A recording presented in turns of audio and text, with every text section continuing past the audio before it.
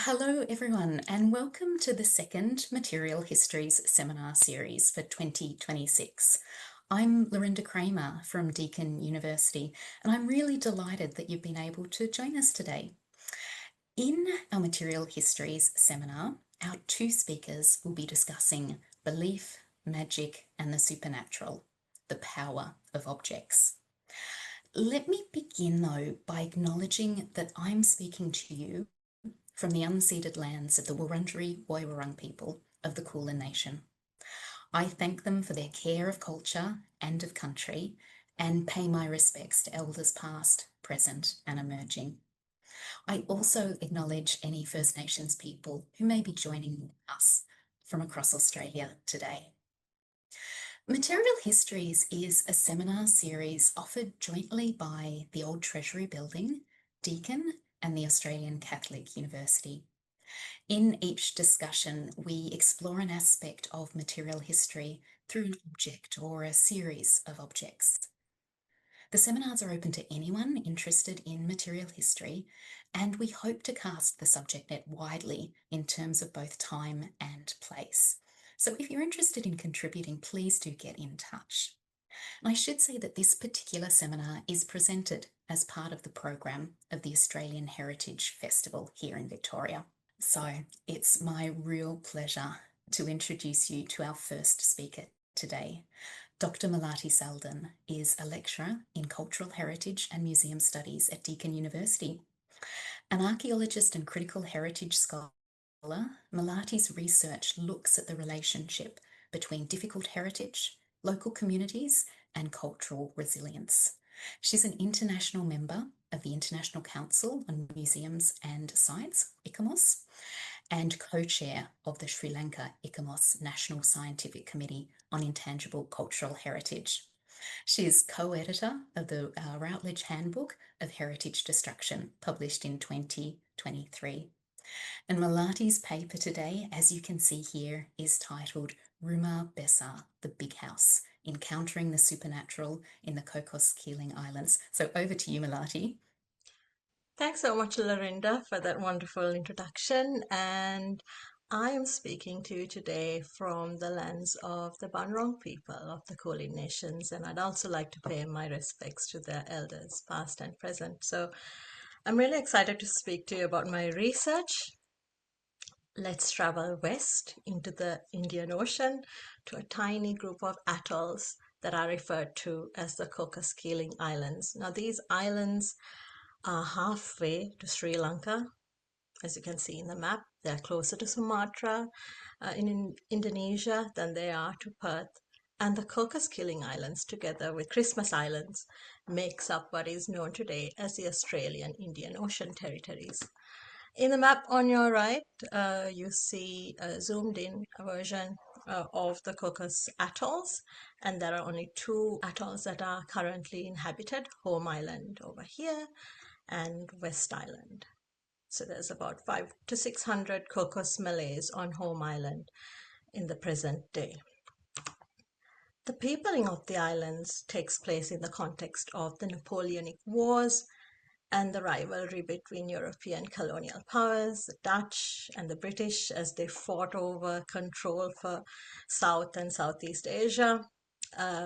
Today I'm focusing on Southeast Asia, where they uprooted large numbers of people through forced migration, displacement, and took them to other parts of the world.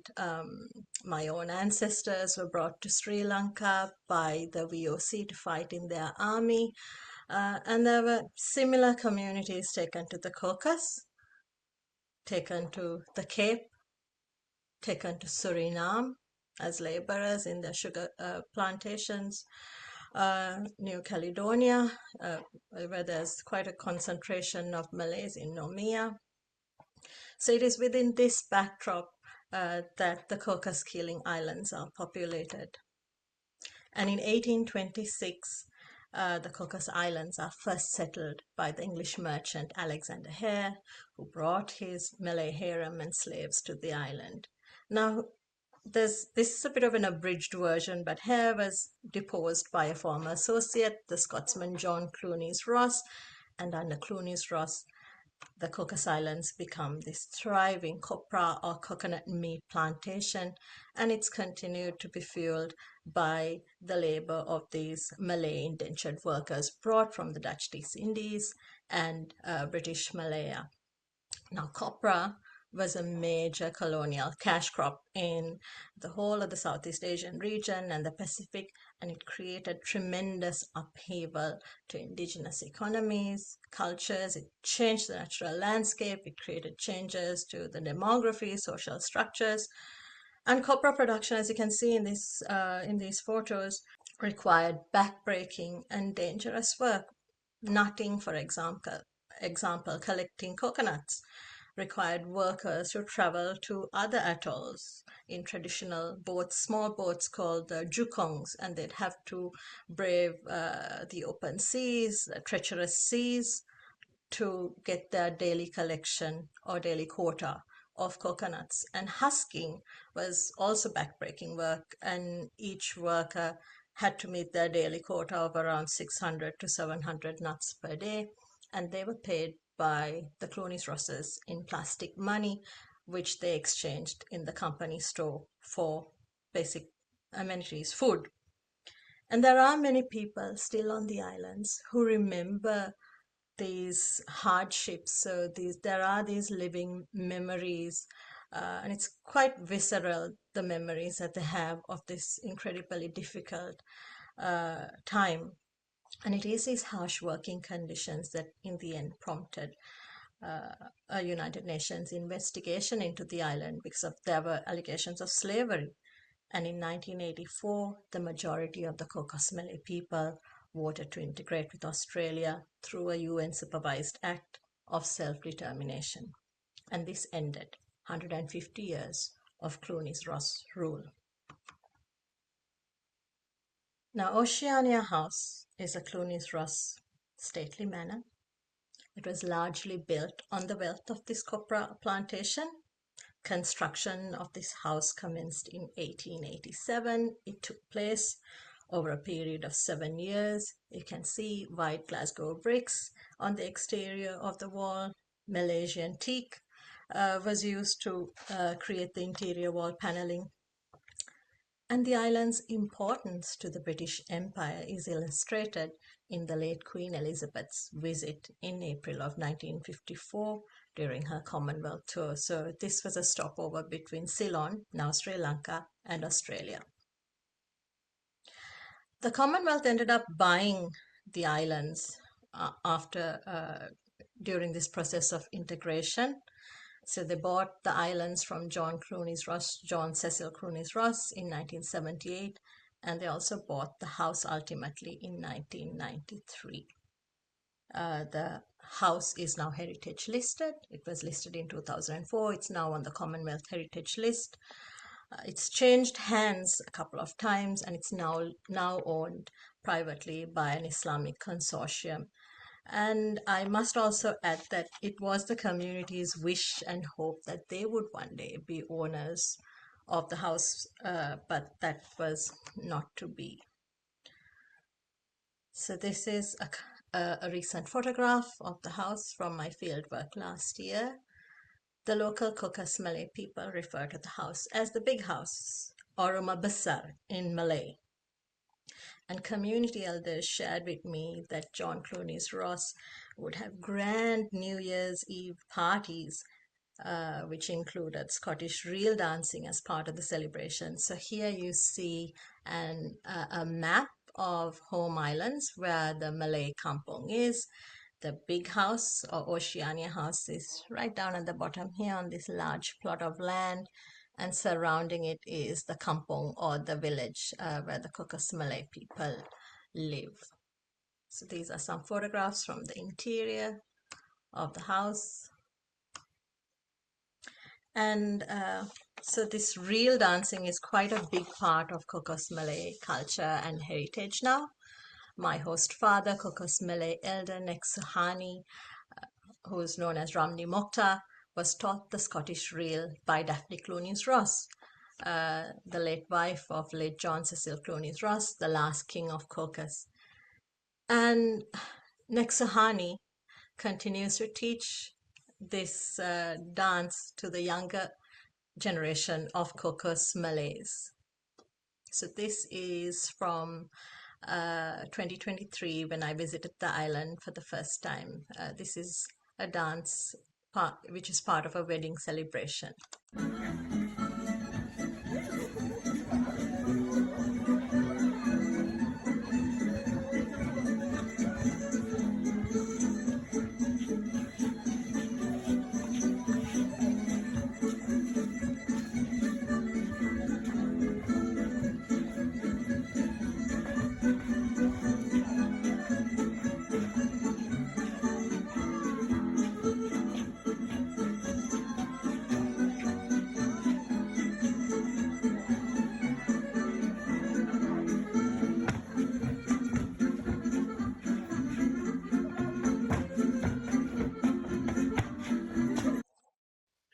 So, yeah, it was such a surreal experience to hear a Scottish reel in the middle of the Indian Ocean.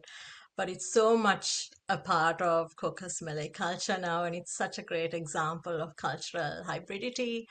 Homi K. Baba talks about hybridity in the context of colonial encounters, and Stuart Hall also talks about this creation of new ethnicities and new cultural elements. So, in intangible heritage speak, these kind of traditions exemplify the way heritage is constantly created and recreated by communities.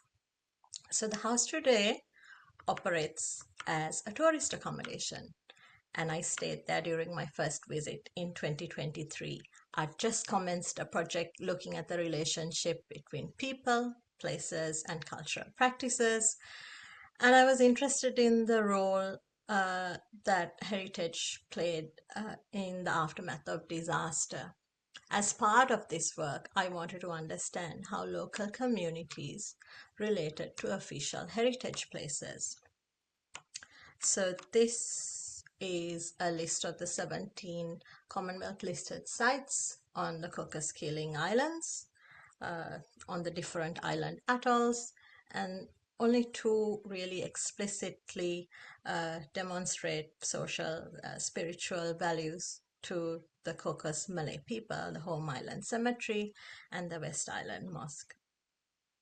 And it was my own encounter with the supernatural when I stayed in this house that prompted my interest in understanding how the local community actually related to this house and to explore how we might look at haunting as a form of heritage. Now, my own personal experience of encountering the supernatural in this house was a turning point in my fieldwork. The community were more open to sharing their stories about their own ambivalent relationship with the house, and was always a topic of lively conversation. And this is when I learned that the local community believed that after John Clunies Ross was forced to leave the islands and sell his manor to the Australian government, so the Australian government basically bankrupted him and he had to leave. And the house fell into disrepair, and it was this rupture, this emptiness that opened up the house to these spirits. The older generation of Cocos Malays in particular will not enter the house. They will not go near the Celtic cross on the grounds, as they believe the whole place to be haunted. And they referred to the place as a house that was occupied by the Setan in Malay, or Satan, the devil. They also referred to the beings inside the house as jinns, or they use the term hantu, which in Malay means ghost. Another term that came up was jeleks, or the uglies, bad things. And another reference was that the house was full of dosa, berdosa, which means that it was a sinful place. So for some Cocos Malays, they believe these spirits to be that of the Clunies Ross ancestors. They were particularly cruel or harsh toward the Cocos Malay people during the plantation era. And another Cocos elder believed that the supernatural elements inhabiting the house were actually Christian jinns who were antagonistic toward the local Cocos Malay people who are Muslims. And with this, I invite you to reflect on this entry in the Commonwealth Heritage List, especially cast your gaze toward criterion G, which talks about the social value of the property. And the entry here, albeit from 2004, says that the property is held in high esteem by the Cocos Malay community because of its importance to their history and society. So being on the ground and doing the research that I did helped to expose the ground realities of these kind of official statements. I'm also mindful, especially being someone who dabbles in ICH, that using neutral terms such as folklore or traditional beliefs in the context of these kinds of heritage, categorizing these kinds of heritage in that way can sometimes mask the violence that were encountered by such communities. And it's quite helpful for me here to reflect on Judith Richardson's assertion that supernatural stories from places must be seen as a form of social memory. And this is especially the case with the Cocos Keeling Islands, where the memory of colonialism is so raw and so recent. They were in a state of bonded labor until their integration in 1984. And the islands and its society have been in a constant state of flux since then, especially now with increasing climate change induced disasters, cyclones, episodes of flooding, rising sea levels, and there's a recent government proposal, the Charm Map, that proposes a managed retreat of this community within the next 10 to 50 years. So that is in your and my lifetime. And 10 years will just go by in a blink. So there's a lot of uncertainty, sadness, and anxiety amongst the community that they will have to leave their beloved island home. And in this context, among other things, of course, there is an urgent need to rethink the island's heritage, both its physical heritage places and the rich intangible culture of the Cocos Malay people. Now we've got a similar example from Tuvalu, where they are uploading elements. They're creating a digital twin of their culture in the metaverse. So these are options that are currently being explored in terms of safeguarding the island's heritage.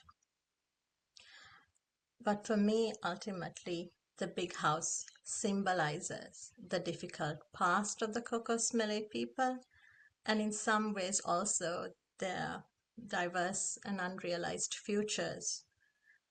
In this, also, the house becomes a symbol of hope and a way to again reimagine different futures in the context of current and ongoing uncertainty. Thank you very much for being a captive audience. Thank you so much. You know how long and how interested I've been in your research in the Cocos Keeling Islands, and I have so many questions that I would love to ask you now, but I'm going to hold off my questions, and I know our audience will also have questions too. We'll hold them off until later after we've heard from David. So thank you again. Thanks, Lorinda. So, I'd now like to introduce our second speaker. Dr. David Waldron is Associate Professor of History at Federation University in Ballarat.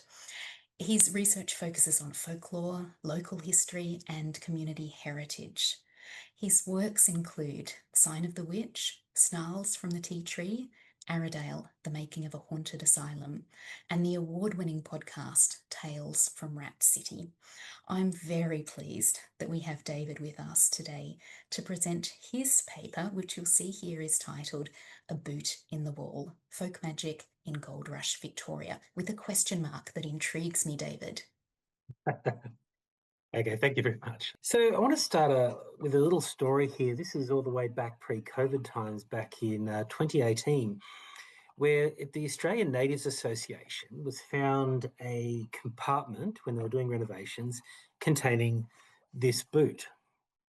And it had its own specific little box built into the wall with a little compartment, and inside was a single boot.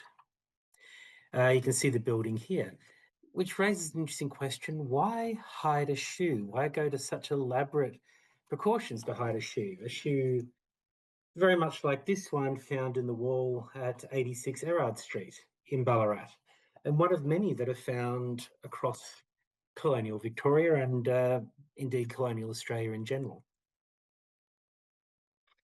So one of the things to consider with this is the shoe. What's the significance of the shoe? And one of the key ways this has been interpreted was to draw on the British experience.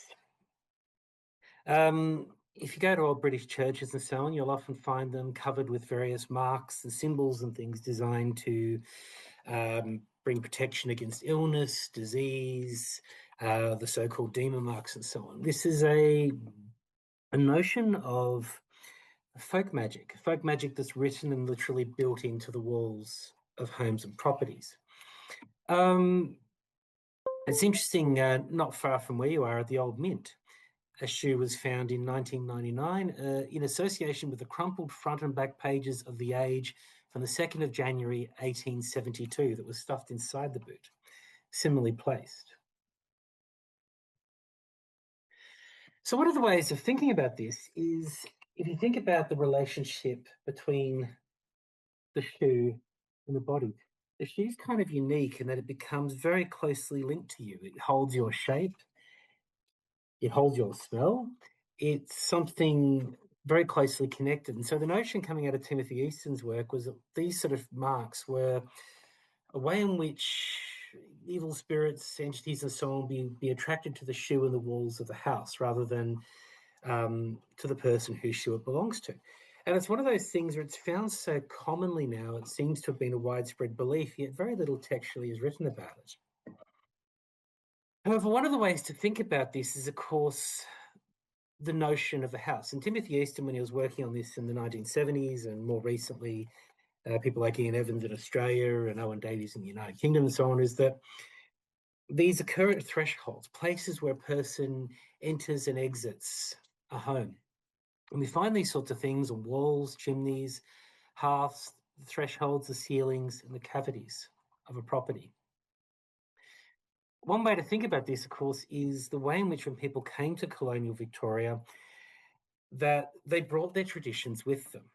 A colleague of mine, Jill Blee, for example, researching early colonial Irish and Irish convicts, repeatedly found the notion that people had brought the little people with them. They brought the Fey folk with them to Australia.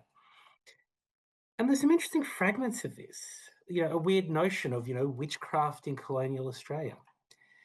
A little story here I found quite fascinating. A German by the name of Gottfried Hoffmann arranged for feloniously cutting, maiming, and otherwise assaulting Marianne Ressel. Now, there's a full story with this, but it actually originated over a dispute over butter, where she was regularly borrowing butter and other household provisions from him. She's a single woman in her early 20s with an 11-year-old child. And he claimed that she'd used magic to curse his animals that had become sick. And he believed that if he used her blood, he could wash his hands in her blood and that would cure the curse that he believed that she'd placed on his animals. Indeed, she was 28 years of age. He was eventually sentenced to 5 years imprisonment for this felonious attack upon her. In fact, here's the records where he's sentenced. Nick C. Hoffman, he's sentenced to 5 years prison. Though interestingly, he was pardoned a year later after his church created a petition to, claim that he was a good Christian man and was simply mistaken on the issue of believing in something as irrational as witchcraft. I'm sure this was scant comfort to the quite seriously injured Marianne Ressel. There's fragments of these around, witch hunt in Newstead. In this case, a woman who was being accused of murdering a lady over the claim that she'd used sorcery to bewitch him and his romantic attentions away from his wife. They're fragmented in the early 1850s, but nonetheless they're there. The residue of folkloric beliefs, which you also find quite prevalent in the British newspaper archive in the United Kingdom. And it creates this very interesting but largely unwritten about notion of superstition in colonial Australia. The images you have here are from Glenormiston College of a hexafoil, in folklore often associated with the sun, often referred to as a marigold, seen as a protective symbol to put on the walls of a house, in this case in the stables. You can also see with it, again, something referred to often in the United Kingdom as spectacle marks that were believed to ward off the evil eye. Here's another set hexafoil found at Glenormiston College. Again, you can see here carved into the wall. Along with it were 3 concentric circles. In the United Kingdom, these would usually be interpreted as representing the Father, Son, and Holy Spirit, again paired with a hexafoil. Here's another hexafoil here at Anderson's Mill near Smeaton on the 2nd floor, a building that was put together in the 1860s, 1861, I believe. And you can see the hexafoil here underneath the paintwork. And the hexafoil doesn't really come up as well in this photo, but the hexafoil is there on the right around the middle section. And again, paired with 3 concentric circles above it, placed on the threshold of a window. We have some more here from Richmond in Tasmania. Again, put on the mantelpiece of a fireplace, carved in with a tool known as a race knife, which is the carpenter's tool used for putting in place, marks and so on, and barrels, and for shipbuilding and for carpentry. In fact, there's another one here at Richmond. Concentric circles, a wealth of these sorts of marks. Here are, for example, at Guildford. In the Cobb & Co coach, again, in the United Kingdom, these would be referred to as burn marks, relating to a folk tradition that it could inoculate a building against fire. And they're dug in, they used a candle to dig in marks in the wall, and they're being dug out with a spoon and then burnt again, leaving these quite deep marks. They're about eye height, and in the central pillars of the stables there at the back of the pub, the former Cobb & Co coach stables. In Buanga at the Cobb & Co, we have marks like you've just seen, and we have these ones like a circle burnt into the wood with a saltire. Quite a small horseshoe. It doesn't quite show up there, but that horseshoe is only, a few inches across. It's very tiny. Again, put into these pillars about eye level in the centre of the stable. Where we get fragments of these sorts of beliefs, there was quite a prolific trade in birth calls.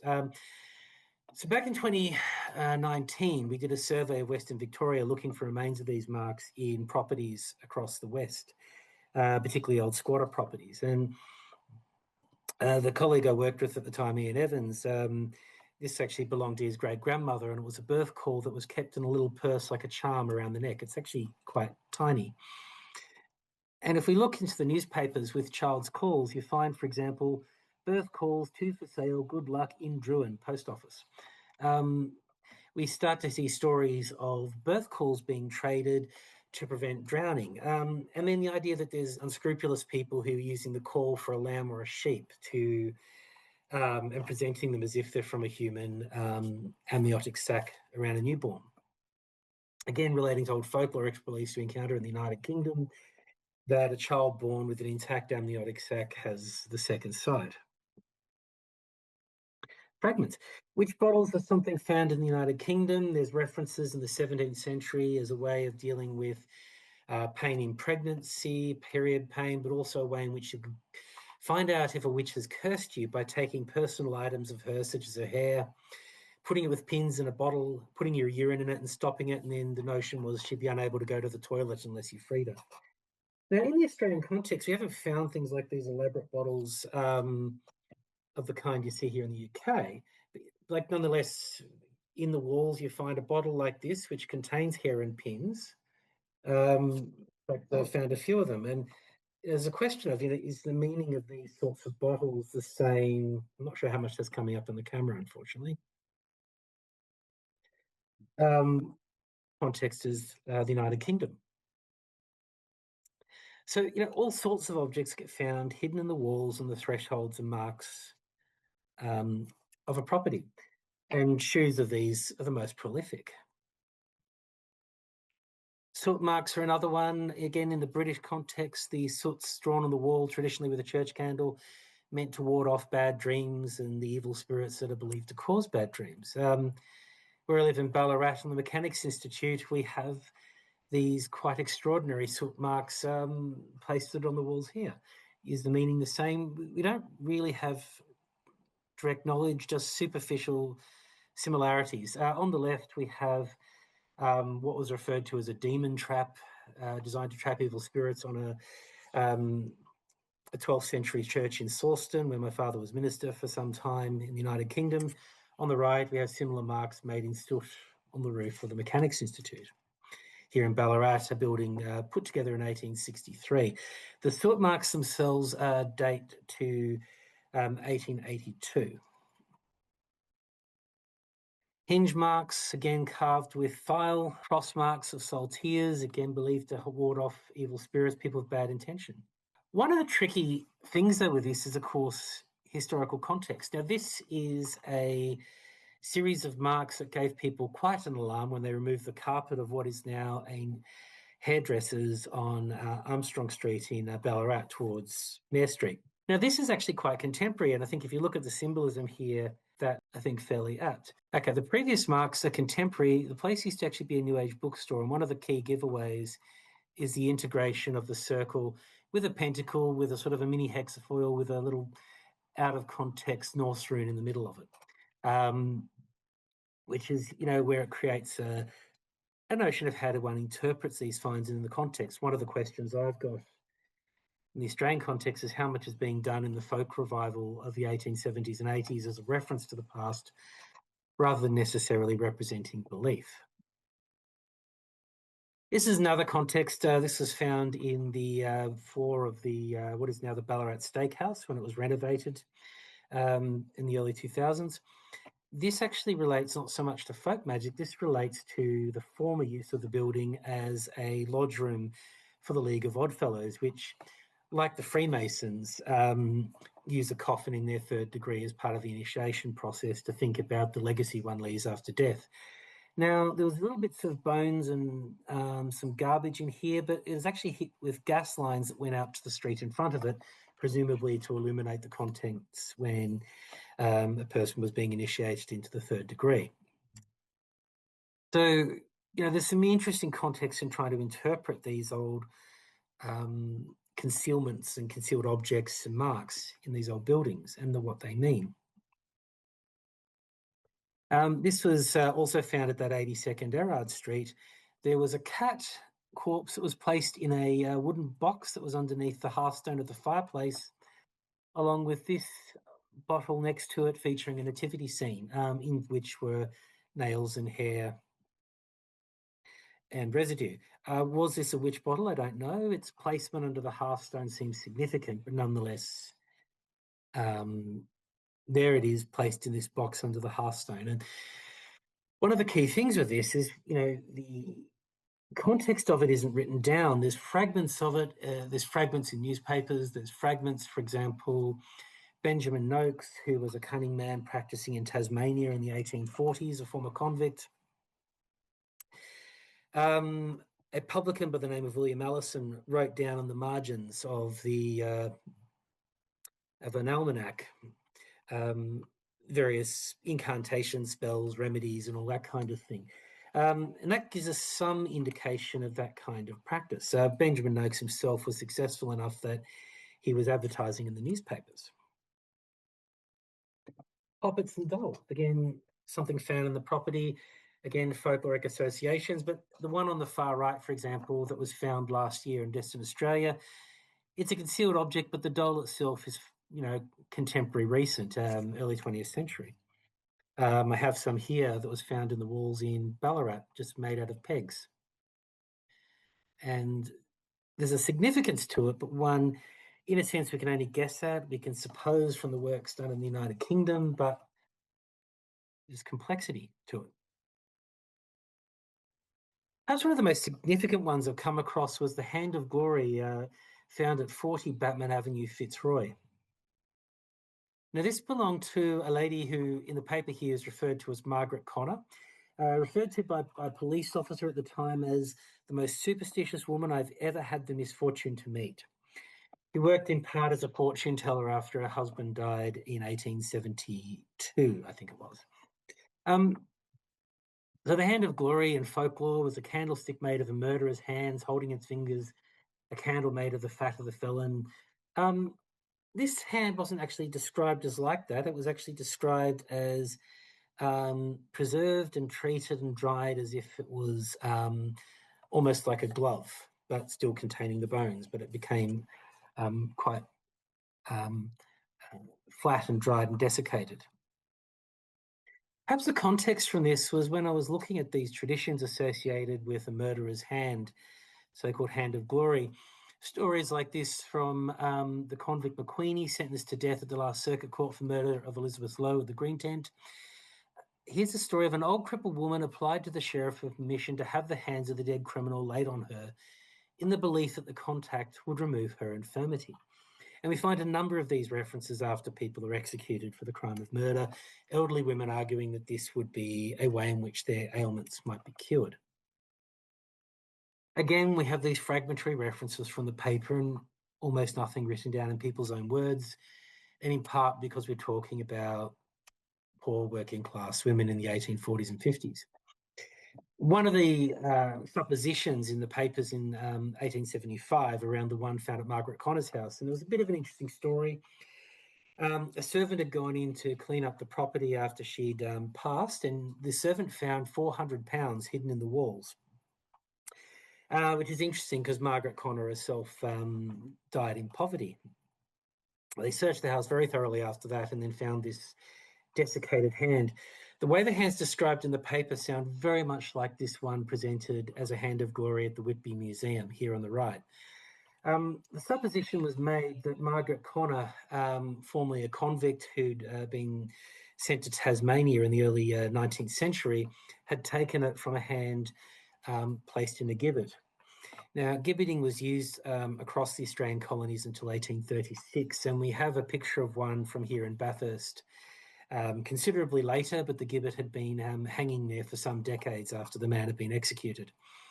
So there's a bit of a story of this one in Bathurst where apparently the governor of New South Wales rode under it and then made a series of expletives when he saw it and asked that the body be reburied, leading to this rather grim but quite spectacular photograph.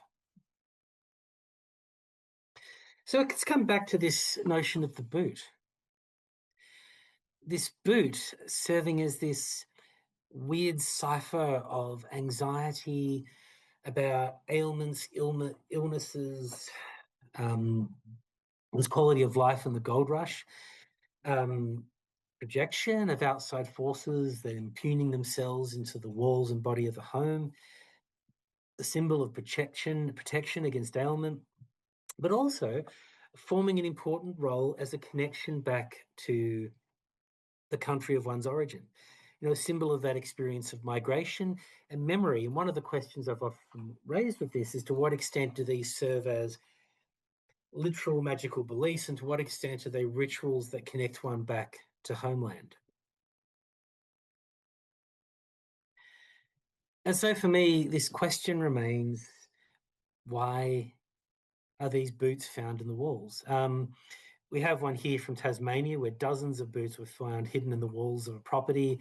This is a very common find in Ballarat. I have a bit of a discussion going with local builders and so on that when they encounter these objects to give me a call so I can take a photo of them in situ and make a little collection. Then there's objects about which I'm not sure at all. I don't know if I can get this to help in the camera, but you know, this rock with the W carved into it.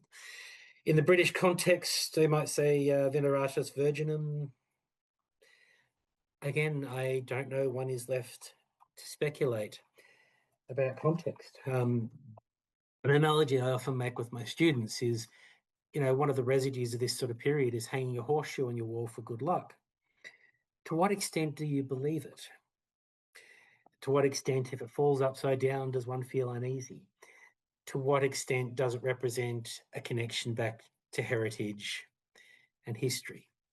And with that, I will leave this very speculative question open to the people in my audience. Why does one hide a boot in your wall? Thank you very much. David, thank you so much. I absolutely see now why you have the question mark on your paper's title. That was a really brilliant exploration of the work that you've been doing in recent years. I learned so much. I would love, before we open for questions from the audience, I'd love for David, you and Malati, your papers were so beautifully aligned. I wondered if you might like to offer a comment, a reflection, a question on each other's paper before we open up for questions from the audience. Well, Malathi, if you don't mind my starting. Yeah. Yeah. One question I've had in the Australian context, and I've done a lot of work on the ghost story recently here, particularly around sites like the mental hospital, the Ballarat jail. I've even had students get wigged out that they're seeing ghosts in the class at a S&B campus, which is formed with the Ballarat jail. I've postulated the notion that ghosts have a social and cultural function, a way in which communities engage with and memorialize traumatic experiences. It helps them process those experiences and their legacy, and the way they change over time. These stories, in a sense, connects us back to the way in which those issues have transformed for the community that created the stories. I was seeing a lot of that in your paper, and I was wondering if you had any thoughts or insights. Yeah, that's a good question, David. And I think, first of all, I need to uh, also state this that, because I think the only reason the community felt comfortable telling me this was because I had a similar experience myself. I was introduced to this context by other researchers who'd worked in the Cocos Keeling Islands. So it was fascinating, but I must say, I'm from Sri Lanka. Uh, I Mm, was socialized that way to believe in spirits, in mm, the spirit world, that certain diseases are, uh,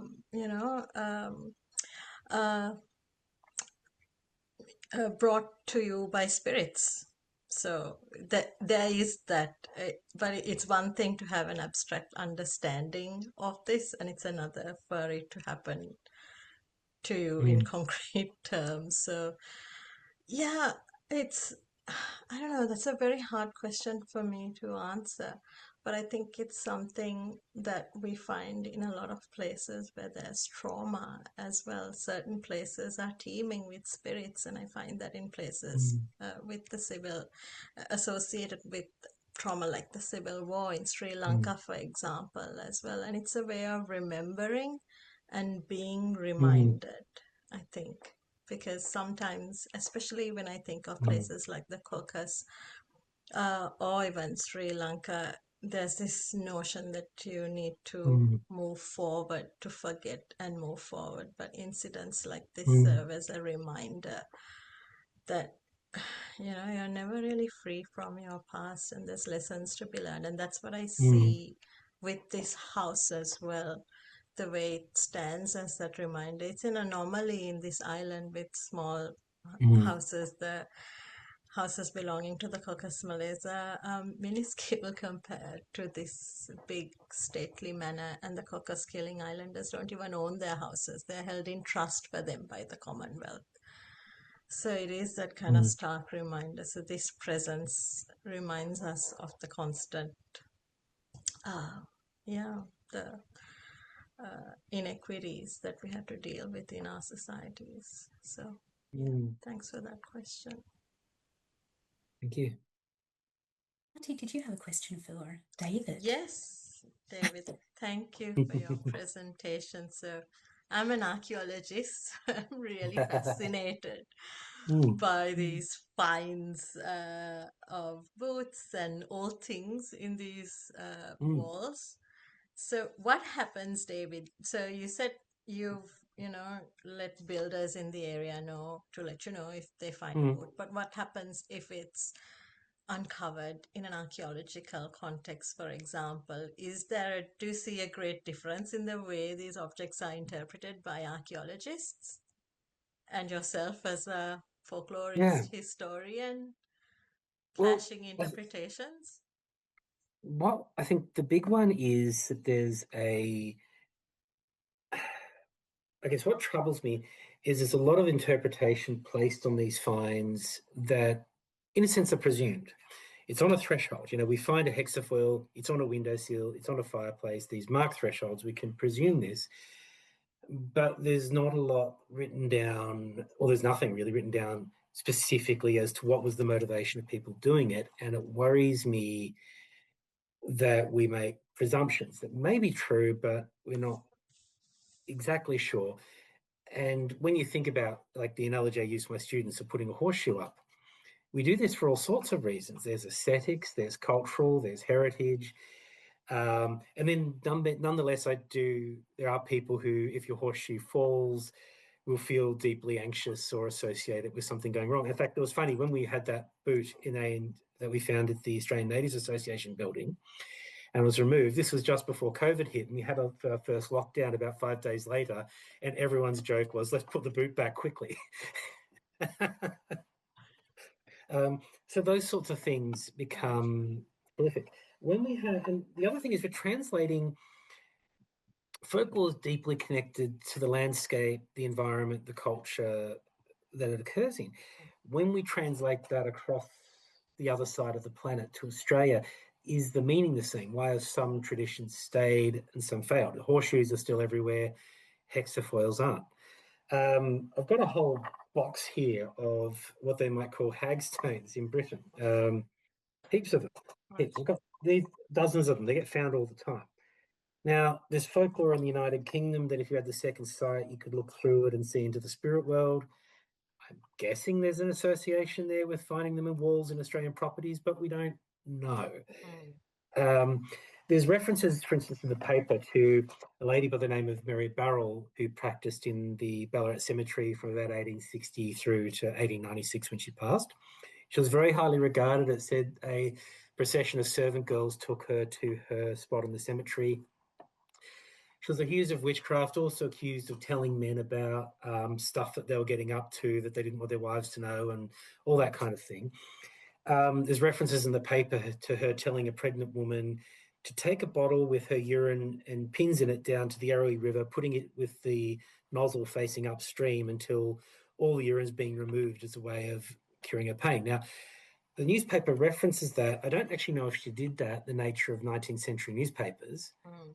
but it's very intriguing and implies a lot, but it worries me about this being put forward in presumption. So if you like, I'm doing all these, digging this with a notion that I want to get into this in a more systemic way for a book or something in the very near future to help interpret the context, but it also gives a lot of insight into rural working class women's lives in this period, of which very little is written, and this is also part of the problem: the class and gendered Yeah. associations and the silence of these women. So that's the context. When we went and did the survey in Western Victoria, we found it really interesting. We sent out 140 applications, of which around 40 or so responded, about 42. Some people actually got very anxious and upset, like, how dare you accuse my ancestor of witchcraft, sort of thing. Some people were very, almost too enthusiastic, having stories of their great grandmother being a witch and things. And all that became this cultural layer through which we're operating, trying to make sense of the things we're finding in these buildings. And again, we just have fragments that imply a lot, but we don't know. So I don't know if that helps answer your question. Yeah, thank you. Yeah, no, it reminds me of that perennial archaeological question sometimes. Yeah. And there's a gender dimension to it as well. Is this a Mm, toy or is this, yeah. some kind of offering? So, Mm, children's toys versus offering. So, yeah. yeah, If finding these in the wall, is this a child's toy or a child being silly, or is this a magical thing? I yeah. actually don't know. Mm. But, you know, Oh, Thanks, fabulous. thanks, Thank you both Jamie. so much. I think now to round us out for the session, we have had some questions coming through our Q&A function. So thank you everyone for getting these in. I might start to pose these questions to our two speakers for today, Malati. I'm going to start with you. Have you come across parallel ghost stories wherein populations of different cultures have their own stories of an area or a house or a region, perhaps without knowledge of the other's lore? Hmm, I haven't. Actually, parallel ghost stories were in populations of different Mm. cultures. Um, If you need a moment to think about it, yeah, I think I that could, relates to, no, that kind of relates to what David was talking about yeah. these assumptions. But no, I haven't come across something like that, though. But it Mm. is a good point to think about. So It's thank a you, really good Terry, for question. that question. That's right. But I That's right. haven't. And this Mm. is I just need to say this. I am quite new to this research in the supernatural. I was, yeah, it was an accidental path for me. So, yes. Mm. So it's a Great. learning process. I'm still learning. Mm. Marty, could we go to our next question then, which is also for you? You mentioned that the islanders wanted ownership of the house, but this didn't happen.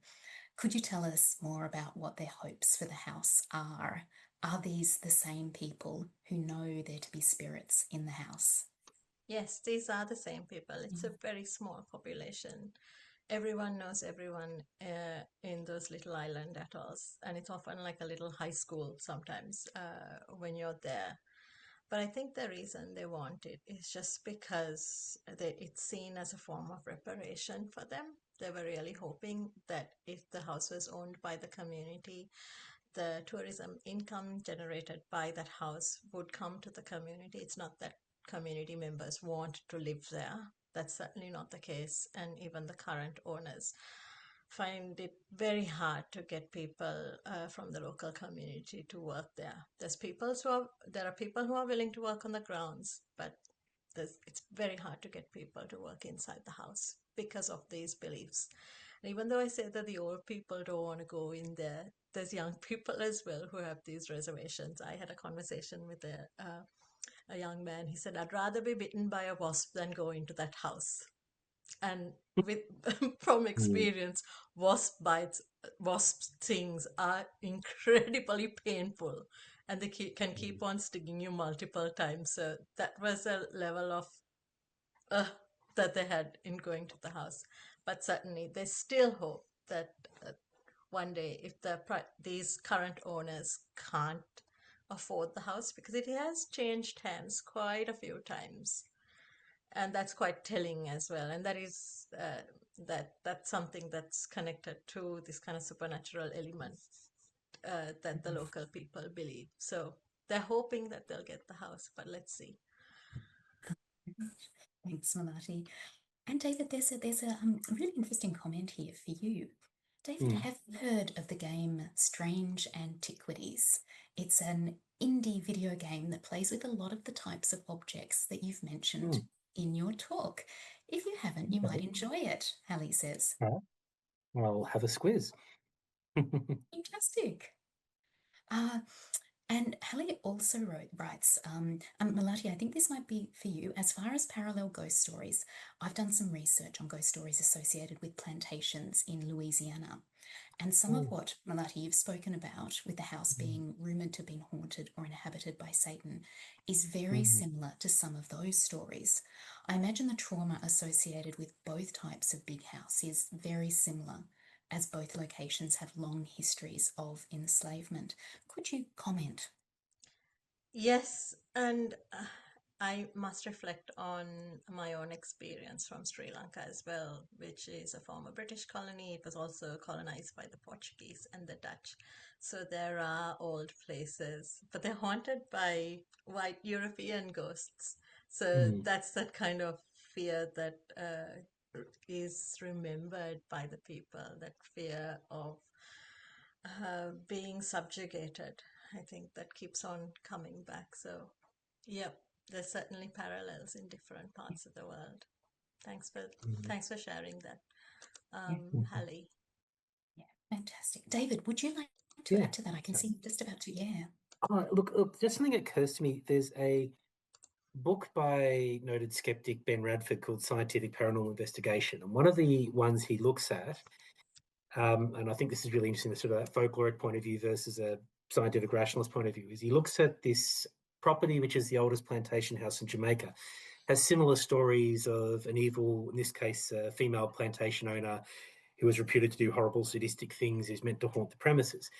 And he gets into this whole thing of showing it couldn't have been her because she actually died in the UK rather than at the site. And to me, reading it as a folklorist, the thing was, I don't think that's the point of the story.